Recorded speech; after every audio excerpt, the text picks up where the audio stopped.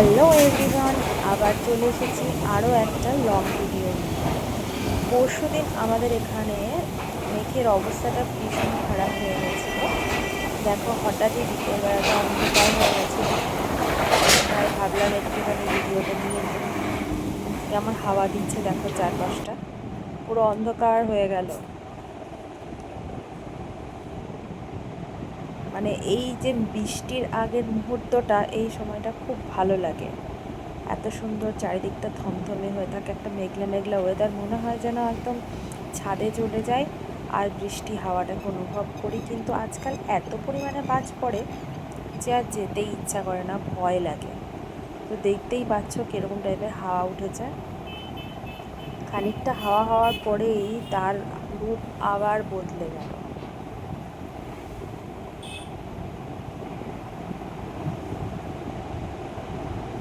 প্রচণ্ড হাওয়া হচ্ছে, তোমরা নিশ্চয়ই বুঝতে পারছো। তারপরে নেমে এলো অঝোরে বৃষ্টি, আর তার সাথে দেখো কীভাবে বাজ পড়ছে। এইসব বাজের সময় ভীষণ ভয় লাগে। আজকাল আমাদের ফোন তো দেখতেই পাই, যখন অতিরিক্ত বাজ পড়ে তখন আমিও ফোনটা একটুখানি নিজের থেকে দূরেই রাখি। বলা তো যায় না কখন কোথায় কী হয়। আর এই পরপর দুদিনই আমাদের এখানে এত বাজ পড়েছে যে অনেক, মানে তার আগের দিন তো এতটাই জোরে বাজ পড়েছে যে গাছে, অনেকের গাছও মরে গেছে, পুড়ে গেছে গাছ আগুনে।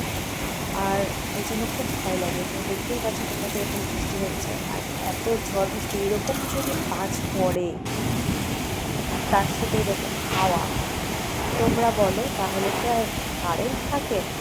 একদমই থাকে না। তো সারা রাত সেই বিকেল থেকে, যখন থেকে ঝড় বৃষ্টি শুরু হলো তখন থেকে কারেন্ট তো উধাও হয়ে গেল। তো রাতের বেলা কোনো রকমে হলো ঘুমটা, মাঝে মাঝে কারেন্ট চেঞ্জ হয়েছিল। পরের দিন আমাদের একটা ইনভাইট ছিল, তো আমরা সেখানেই গেলাম। যাওয়ার সময় তোমাদেরকে এই রাস্তার জিনিসটা একটুখানি শেয়ার করি। দেখো চারপাশে কিন্তু সবুজ গাছপালা, আর বৃষ্টির পরে ওয়েদারটা এমনি